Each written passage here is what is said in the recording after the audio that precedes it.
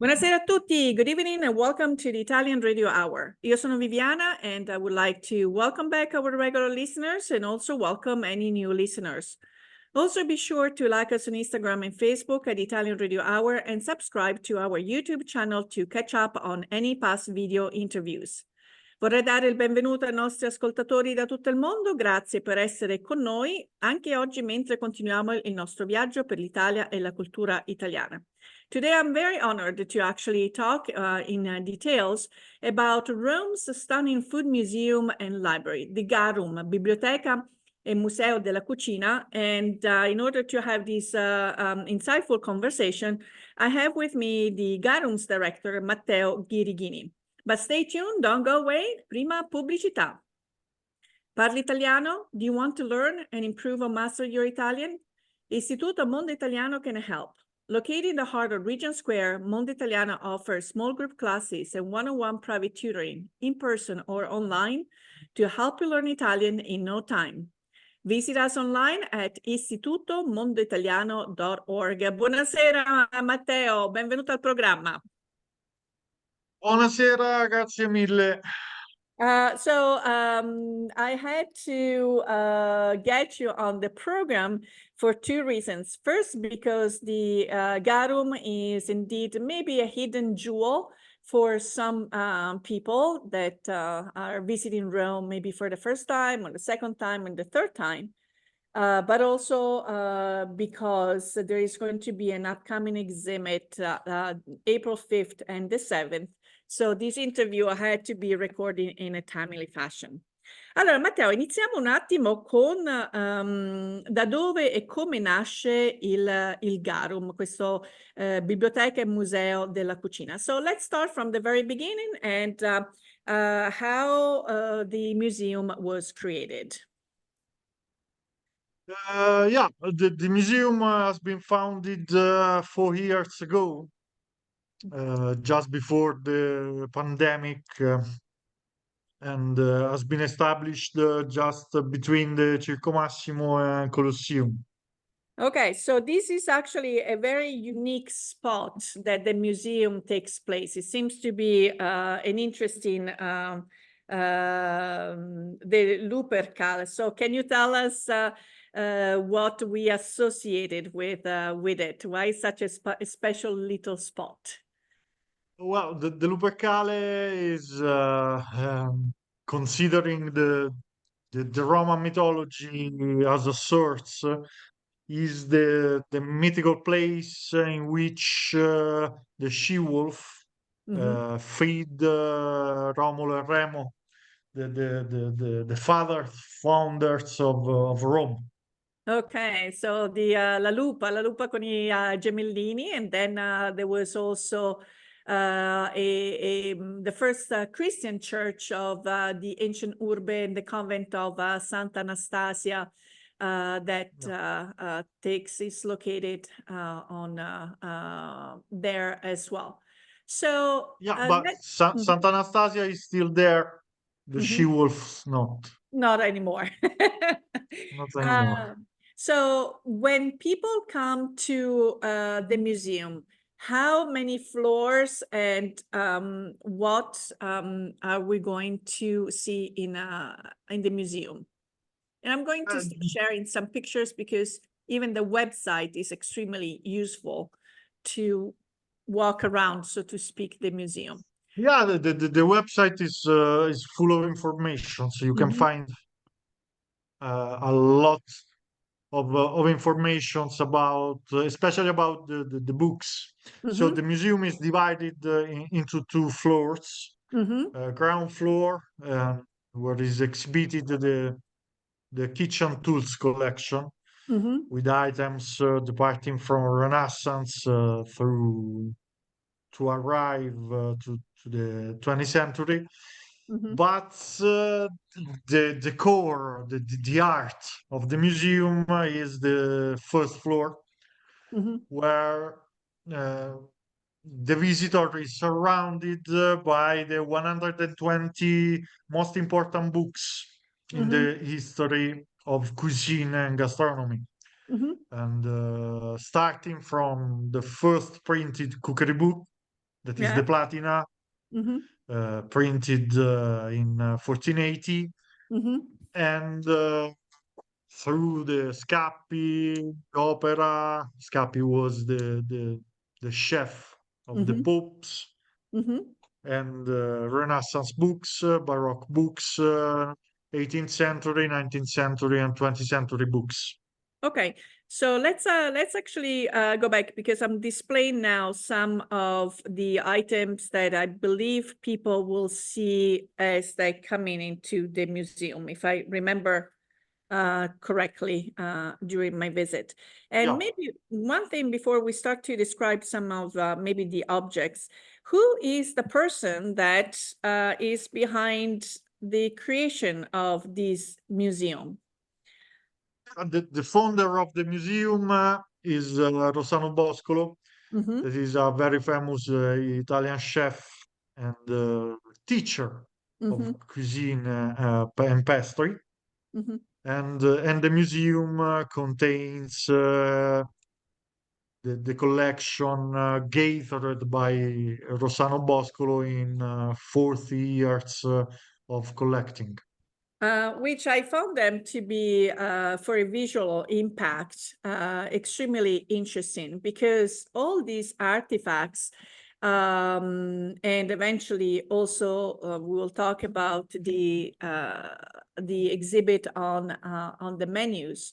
I think they go beyond just telling us about being objects that were used in making cheese or making pastries and so forth, because it's a time capsule that tells us what maybe the economy was all about, the skills, the differences between the regions, or maybe the similarities.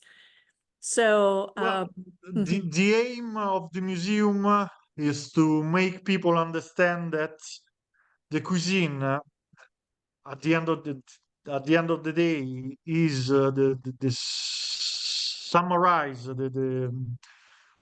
the economical sciences, political sciences, and social sciences of its period.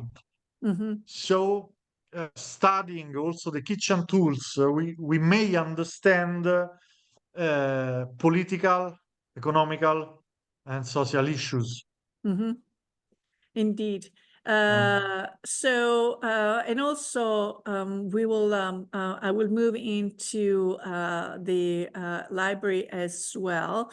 This is just, again, what I remember being the, maybe the first floor. And so the museum is also very, very active in organizing different exhibits. You just closed one in March, if I remember correctly. You had just another exhibit that closed just a while ago. Is that correct? Yeah, we try to do our best. We try to organize at least 3 or 4 major exhibition during the year. And the museum is free, and also the exhibition held by the museum are free. Okay. So this is quite important to remember.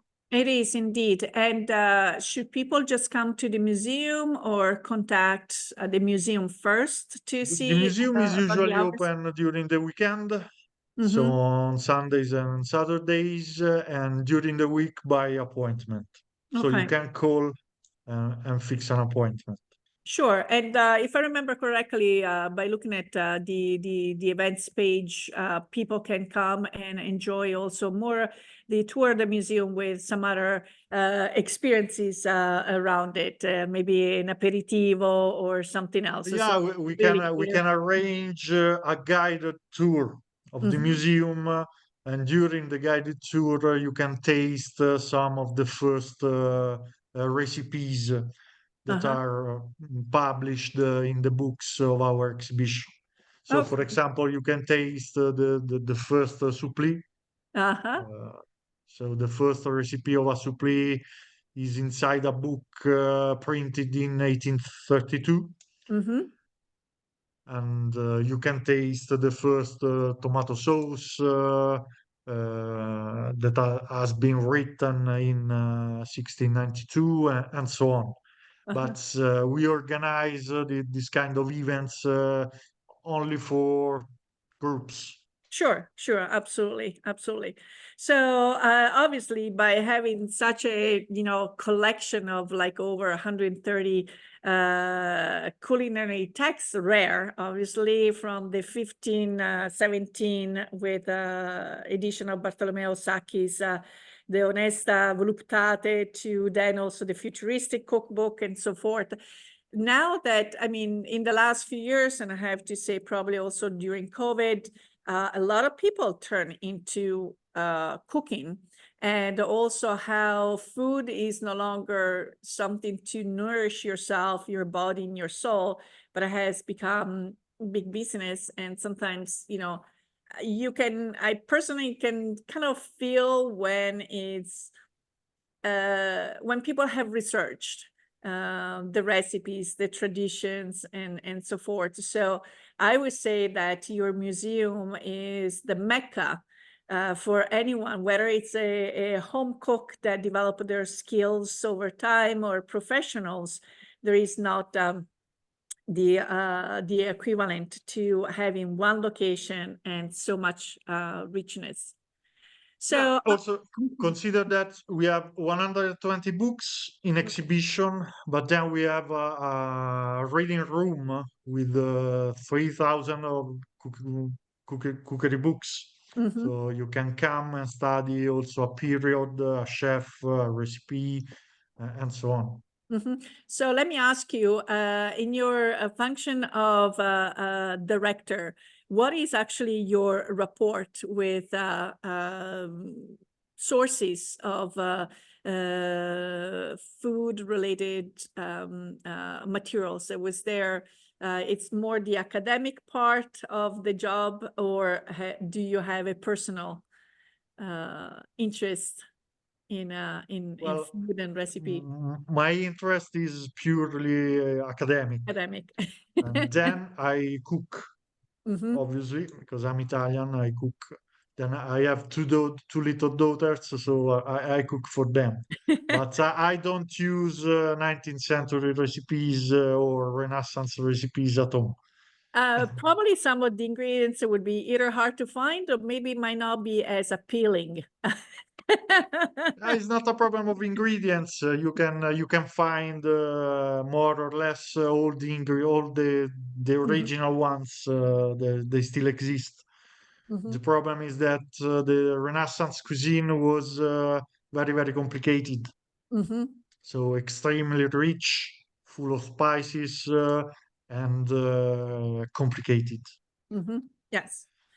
So in order to give us a window of into the 400 most important original menus, the Garum is organizing this beautiful exhibit. As I said, if you're in Rome, you must go. If you're not in Rome, take a flight and go to Rome because it's only over 3 days.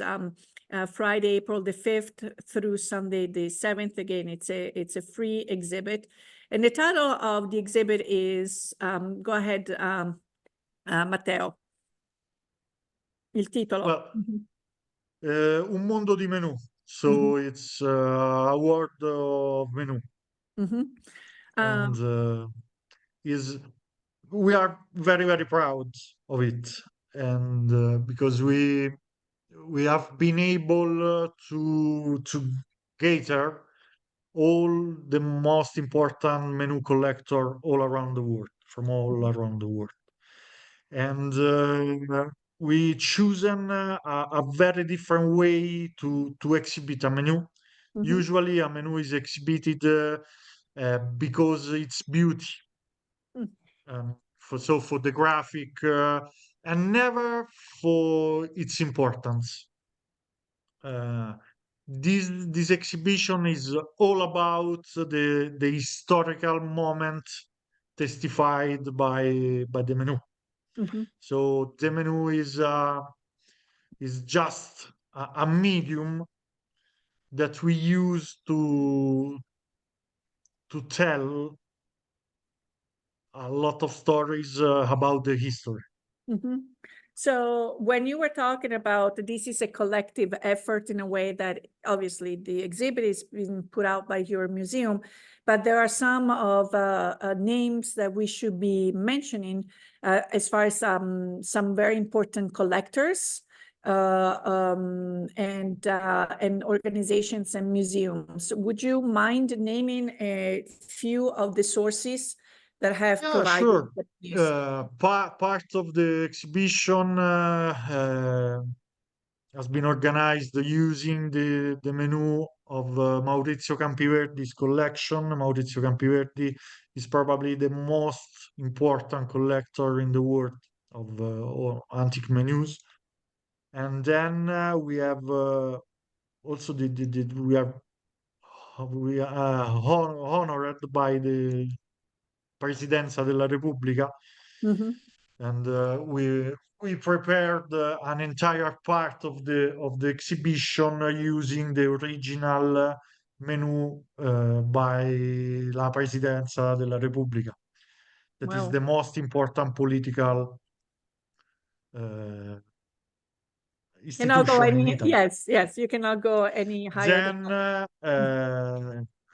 the exhibition is in collaboration also with Accademia Barilla Mhm. and Istituto Luigi Sturzo, that is a very important institution here in Rome, and Casa Artusi, Mhm. that is the foundation linked to the name of the father of the Italian cuisine, Pellegrino Artusi, and then also the Friedrich Schaffen Museum, the Zeppelin Museum, participated in this exhibition, Mhm. and Chef to Chef, that is an Italian important club of Mhm. chef, and so a lot of people uh, we coordinated to make this exhibition real.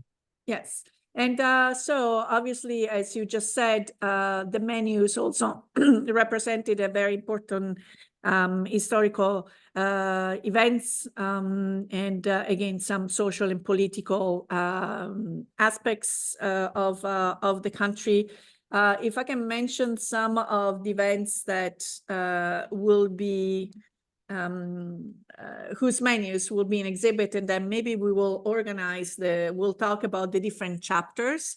But you had the honorary citizenship to Garibaldi in London, the march to Porta Pia.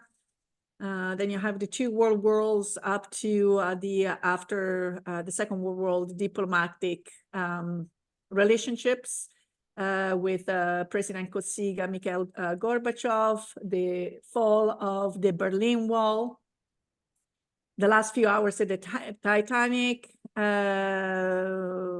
the first lunch between also Hitler and Mussolini, to some of, I don't want to say more mundane, but the wedding of William and Kate, the crowning of Elisabetta II and Nicole II, and the last Tsar. So obviously this is a lot of material, but it looks like there have been chapters that have been kind of created to group this exhibit. And if you don't mind, let's go over these chapters. Yeah, but if you don't mind, I prefer to speak in Italian about the Benissimo, exhibition, okay. also because there are very, very sensible political issues Okay, related capisco. to the menu, and as you can understand, my English is not good enough for explaining the exhibition. That's okay. You have been fantastic so far, but I'll be very happy to do my best. Go ahead. Sì, sì, preferisco non avere Vai, vai. problemi sai, di politically correct. Ok, I momenti sono particolari. Allora, la ok. mostra è chiaramente divisa in capitoli. C'è il primo capitolo, che è il capitolo che abbiamo soprannominato Entrée, Mhm. quindi è l'aperitivo l'antipasto della mostra, che è in realtà un lungo percorso attraverso la storia dei menù, quindi dal più antico menù noto a stampa del 1803 attraverso i testi dei grandi teorici del menù, fino ad arrivare ai 3 stelle Michelin contemporanei, gli ultimi vincitori del World Best Restaurant. Okay, so the first chapter, so to speak, is nom entrée, and this is indeed the one that kind of covers the idea of the menu as an object. So the antipasto, the aperitivo, and so it goes from the oldest menu that has been printed from that we are aware of from 1803. To some of the menus of the people that are key players behind the thinking of menus, like the Escoffier, for instance, up to contemporary menus of three-star restaurant menu that have won indeed the Michelin, the 3-star Michelin award. Ok, benissimo. E segue un capitolo che abbiamo chiamato Pranzi inquieti, quindi una serie di menù che ci raccontano momenti particolarmente sensibili della storia, incontri e scontri a tavola. Si apre con i menù legati alla guerra franco-prussiana, fra cui ci sono 2 dei miei preferiti in assoluto della mostra. Cioè, nel 1870 Francia e Prussia entrano, cioè la Prussia entra in guerra con la Francia, invade la Francia, e dopo la battaglia di Sedan nel settembre del 1870 arrivano fino alle porte di Parigi. Noi abbiamo il menù, abbiamo in mostra un menù della metà di dicembre del 1870 del quartier generale prussiano, che assedia Parigi ed è acquartierato a Versailles, e mangiano il vol au vent, ad esempio. Okay, so Di contro, sì, un attimo. vai. So in the second section, we have what they call it pranzi inquieti, kind of unsettling or troubling lunches. Those are meals that have taken place in particularly sensitive times of history. So in this section, for instance, we'll find a couple of Matteo's favorite during the war of the invasion of Prussia towards France. And we are talking about 1870, where, the Prussian army arrived to Paris. And there is indeed a documentation of a menu from the half of December of 1870 from the headquarters, the Prussian headquarters, and it looks like they were enjoying a vol au vent. Prego. Di contro, vicino mettiamo in esposizione il menù dei parigini assediati, che nel Capodanno fondamentalmente dello stesso anno, dell'anno successivo, quindi siamo intorno al 1° gennaio 1871, producono un meraviglioso menù, bellissimo anche graficamente, pieno di cibi esotici e topi. Cibi esotici perché i parigini stanno mangiando lo zoo, che è l'ultima cosa che è rimasta da mangiare a Parigi. Okay, so next to the Prussian menu, then you will find the one from the Parisians. Again, were under siege, and it's specifically the menu for New Year's Eve of we're talking about January 1st, 1871, and it's a beautiful menu, not only for the graphic, but because they are eating exotic menus and mice. And so there is nothing left for the Parisians to eat but the animals of the zoo. O ancora molto molto belli sono insomma, andando molto più avanti negli anni, abbiamo un menù del giugno del 1960 del volo presidenziale che riporta Fidel Castro da Città del Messico a La Habana. Mhm. E Fidel era alla Città del Messico nel giugno del 60 per discutere del know-how di cui aveva bisogno per le incipienti nazionalizzazioni che cominciano alla fine del giugno di quell'anno. Quindi quelle grandi nazionalizzazioni portarono poi a quelle all'escalation che arriva fino alla Baia dei Porci e alla crisi dei missili. Okay. So if we're moving, if we fast forward down to history, there is also a menu from the 1960s flight. It was June of the flight of Fidel del Castro from Mexico City to Havana. These were indeed the periods of nationalization, Cuban nationalization, and that eventually led to what is called the crisis of the missiles. Okay.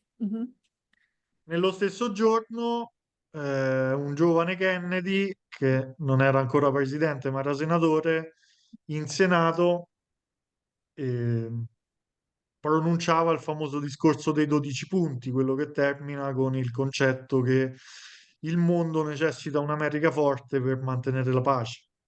E se mettiamo insieme quel discorso con le nazionalizzazioni, insomma, sono due menù che ci raccontano forse il punto nella storia in cui più vicini siamo stati all'estinzione di massa, fondamentalmente. Okay. So next to it, on the same day, we have indeed a menu coming from the young Kennedy.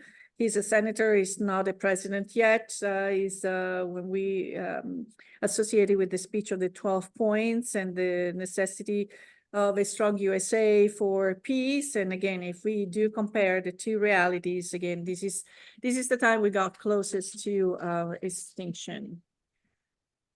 Okay, yes. E poi tanti altri capitoli che vanno da gli grandi eventi, quindi grandi inaugurazioni, come ad esempio il Duomo di Colonia, che terminato dopo 500 anni nel 1880 era l'edificio più alto del mondo.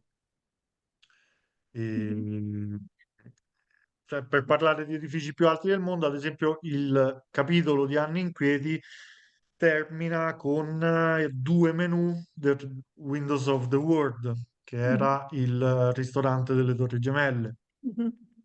So yes, so there are obviously other chapters related to big events, major events, like for instance, the inauguration of the Duomo of Cologne. That had been finally completed after 500 years, and it was indeed one of the the tallest building at that point. And going back to the chapter of the Pranzi Inquieti, here we see the menu of the Windows of the World, which was the restaurant at the Twin Towers. Tutta una sezione dedicata invece alle grandi imprese umane, quindi abbiamo menù legati ai fratelli Wright, menù legati a Charles Lindbergh, che viene insomma festeggiato sia in Europa che a New York al ritorno della sua trasvolata atlantica, un menù legato ad Amelia Earhart, che è stata invece la prima donna a trasvolare l'Atlantico e di cui sembra che proprio recentemente siano stati finalmente trovati i resti dell'aereo su cui viaggiava durante la sua ultima impresa. Well, so one of the chapters is also dedicated to major human enterprises, for instance, from the Wright brothers and Charles Lindbergh. That is obviously celebrated both in Europe and New York and the Atlantic. Crossover, and also Amelia Earhart, who was the first woman pilot and to complete the enterprise. And it looks that just recently some remains of the aircraft that she used for her last endeavor were found. So tanti menù legati alla prima guerra mondiale, alla seconda guerra mondiale, che vanno ecco, diciamo da pranzi diplomatici, come può essere il primo incontro fra Hitler e Mussolini, a pranzi di campo, quindi sia dei comandi, ma anche e soprattutto dei soldati semplici, quindi menù anche molto molto poveri, sia di contenuto che come oggetto, magari disegnati a mano direttamente dal fronte o addirittura dai campi di prigionia, dei prigionieri. Mhm. So then, in addition to these menus, we have, I mean, there is a nice collection of menus linked to First and Second World War, from diplomatic lunches. So as we mentioned before, the lunch between Hitler and Mussolini, up to the on-field menus, menus that were poor, fairly poor, both in content as far as what they were provided, but also because they were coming from the soldiers on the field. Some of them could have been hand sketched. Maybe they were coming from the front or when they were prisoners.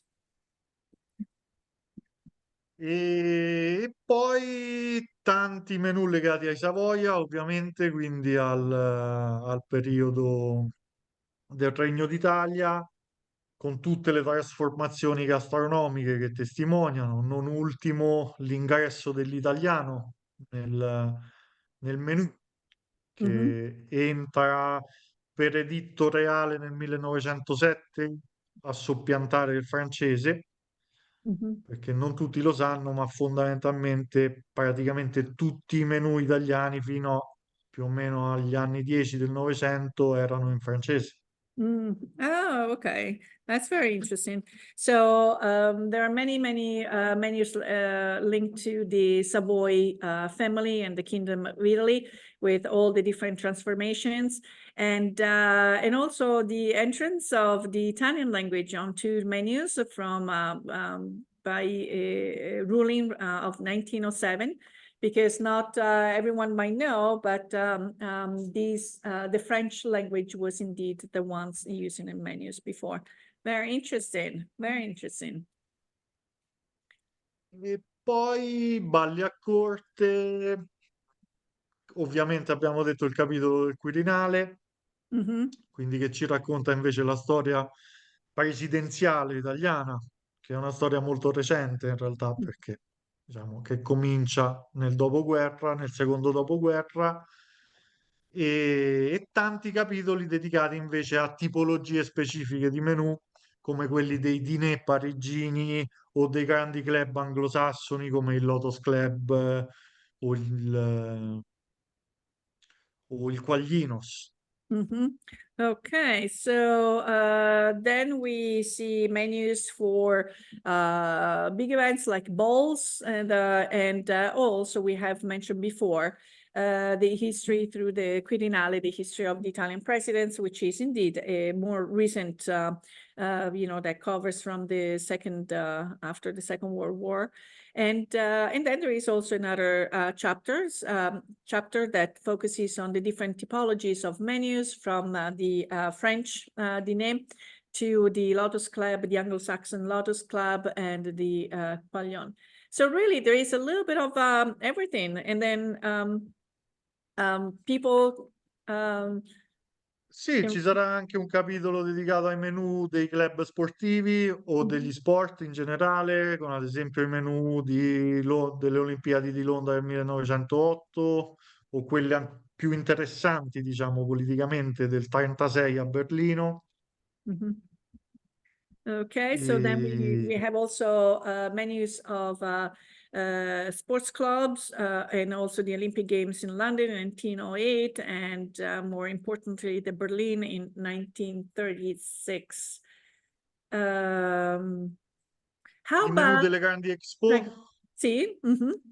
perché per noi l'Expo cioè è comunque ancora un momento importante, le grandi Expo internazionali, ma nella seconda metà dell'Ottocento sono state veramente quei momenti storici in cui il mondo, parte del mondo scopriva altre parti del mondo veramente. E sono menù bellissimi quelli legati ad esempio alle grandi Expo del 1880, quelli chiaramente dell'Expo du siècle di Parigi del 1900, che ci raccontano come nasce un po' il nostro mondo globalizzato, cioè la culla. So interesting are also the menus of the big expos, exhibitions, because from the second half of the 18th century up to these were moments in history where people from a certain part of the world will get in contact with another part of the world. So some of the menus are from 1880 and the 1900s. And again, this is indeed kind of the beginning of the phenomenon of globalization that we started to see. I have a question for you. We're talking about menus, and how about famous advertising agencies or graphics? Do we have a section also dedicated to them?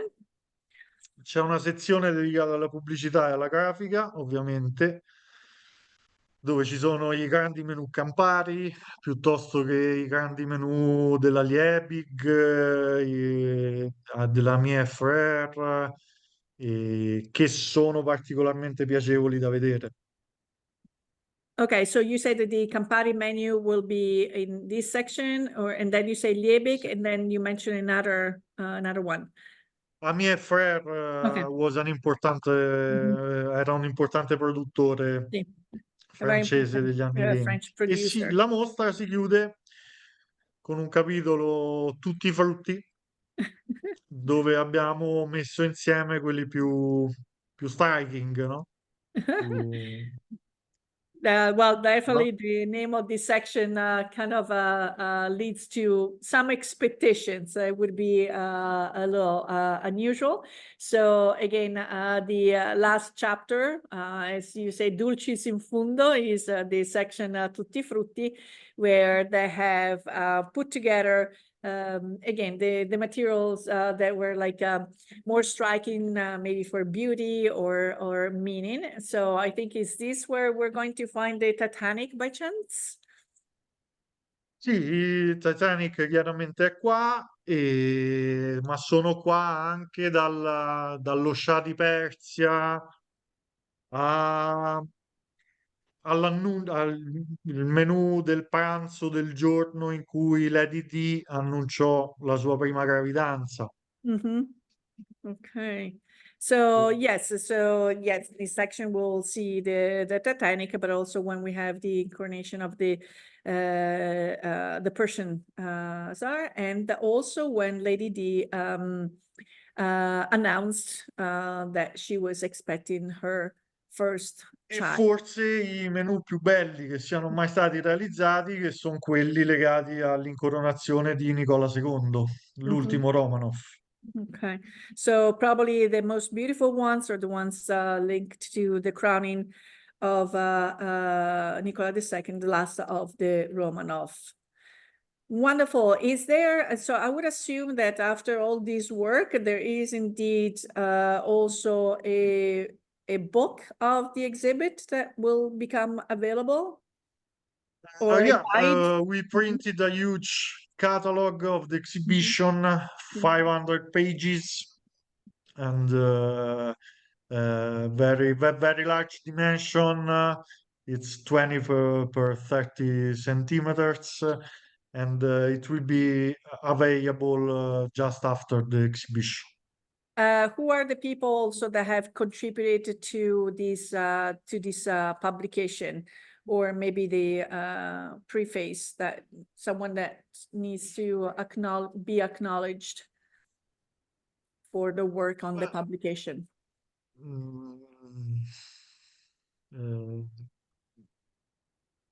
It's an enthusiast, but also students, scholars, and so on.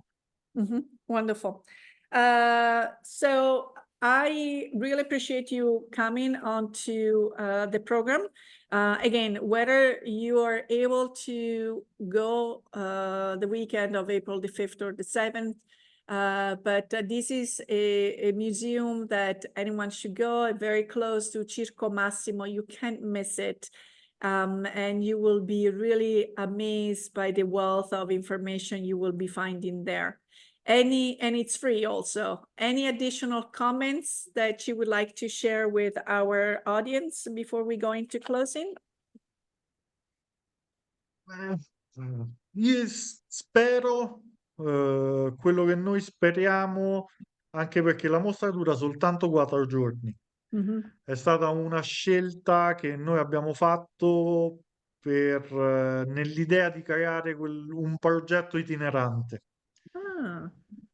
Quindi siamo disponibili a qualunque collaborazione o interesse. A qualunque collaborazione o qualunque offerta di ospitalità, ecco. Okay. This exhibit, as we talked about, will only last for 4 days, and this was a choice that the museum has made, because they thought about this as also an exhibit that could be eventually sent out to other locations. So any interesting collaborations and partnerships or hosting the exhibit will definitely be welcome. Before we go into the closing, I forgot to read a couple of messages from our sponsors. Let me catch up with that, and then we'll give you once again the contact details of the museum.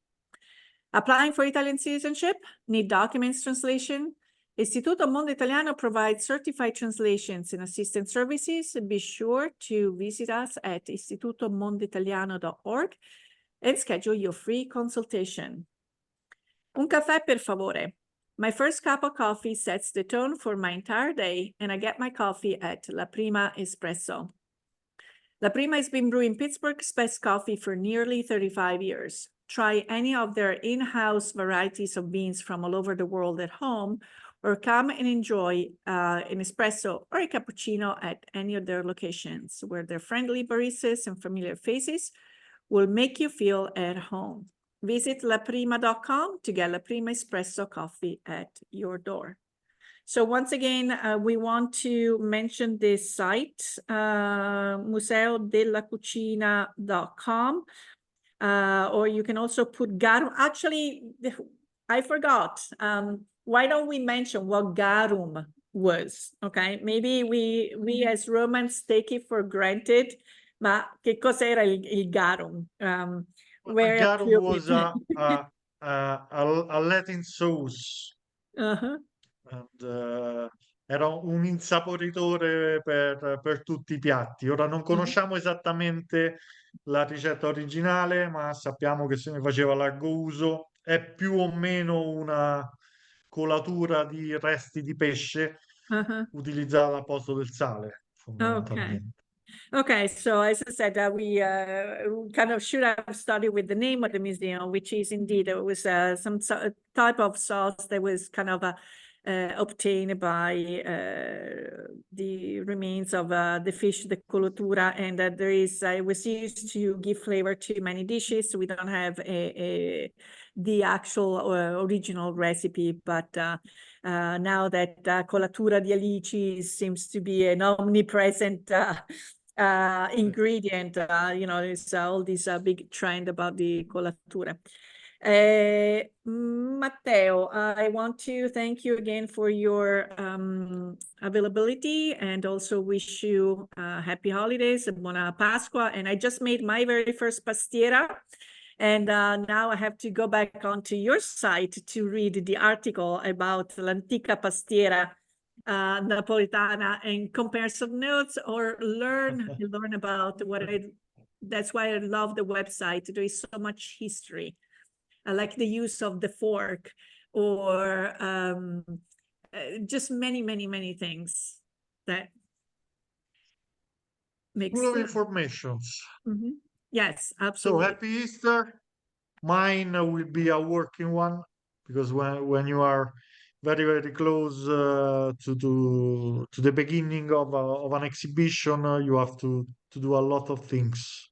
Yes, So absolutely. it will be a hard Easter, but you know. So we'll enjoy. I'm working too. We'll have actually a cooking class here. So, but unfortunately, our time together is up. Il Big Ben ha detto stop. It's time for us to say arrivederci e alla prossima. We want to thank you for tuning into the program. If you have any questions or comments, or if you have any travel topics you would like us to address, please contact us at theitalianradiohour@gmail.com. We would love to hear from you. Remember, if you or any of your family and friends have missed a prior episode or would like to listen to this episode again, subscribe to the Italian Radio Hour on YouTube or where you catch your favorite podcasts. Again, I would like to thank my guest, Matteo Ghirighini. Our sponsor is Istituto Mondo Italiano and La Prima Espresso. Until next time, alla prossima. Ciao, ciao. Grazie mille. Arrivederci.